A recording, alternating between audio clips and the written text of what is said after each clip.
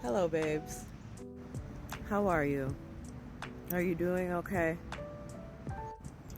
As is my MO, this message and this chat today is going to be specifically for BIPOC and or queer kinksters. I spoke recently about a popular decolonizing account who spoke without any knowledge of BDSM, any personal knowledge of BDSM, speaking down on especially black folks or BIPOC folks participating in the lifestyle of BDSM or practicing kink. And although there were many other black and brown educators that hopped onto their post and tried to enlighten them a bit, they just doubled down and then accused the community of only fucking rather than making love, and saying that people of color are just joining the kink community or going on their journey in BDSM because they want to use the tools of the oppressor or the colonizer for a domineering and unfeeling type of relationship. Of course, I disagree. And I also want to point out how harmful it is to especially BIPOC or queer people to condescend to and to negate someone else's form of decolonization. For example, let's say fine dom. There are many black fine doms who participate in a type of fine dom that they call reparations. I just want others to understand that these fine doms understand that that is not the correct meaning of reparations.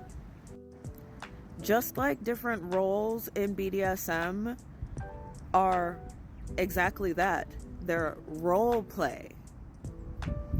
Reparation play is role play. It is a form of race play. But whether or not people of color decide to participate in certain types of race play that may placate something within them is not up to you to decide. Also, BDSM and kink do not always involve sex. Using myself as an example, I am one of the many kink educators that is doing the work to decolonize kink and BDSM. I believe that when participated in consciously, as in combining the spiritual with the physical, with the mental, BDSM and kink can be used to heal and be used to consciously confront trauma. And obviously that's only if you choose to confront your trauma or heal yourself or embody your sexuality and take ownership of your body through that process or on that path. But there has been extensive research done that has shown the tangible benefits of BDSM and kink. Studies have shown that overall anxiety is lower. Overall stress is lower. People who participate in BDSM and kink tend to have a greater handle on how to communicate. Their overall mental health is better. And the rate of fidelity in BDSM relationships is actually higher than in vanilla relationships because of the dependency on trust, communication, and consent. I can also use myself as an example through my relationship with being beat, to put it frankly. I practice self-flagellation as a somatic practice. I find that the rhythm and the pressure help to produce endorphins in my body. It makes me happier. It can be used as a meditative practice, and it helps me to take ownership of my own body. See, I'm from Antigua. My family is from Antigua. And in Antigua, it is not abnormal to get beat by your own teachers, okay? And I mean, I had my ass beat with leather belts and rulers and sticks. And I agree, corporal punishment is something that was directly picked up from colonizer culture. But see, that was not something we could control at the time.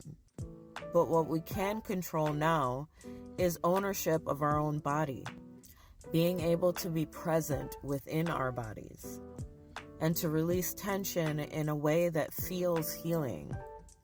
When I control the flogger, or I am in a place mentally and spiritually where I can surrender and allow someone else to wield that instrument, it is very healing to me.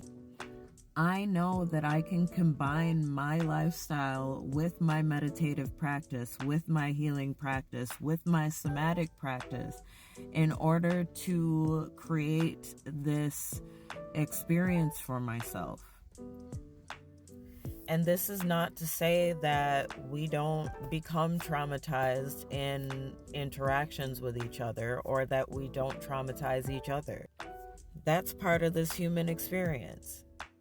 But it's not up to anyone else to decide what decolonization or healing looks like for us.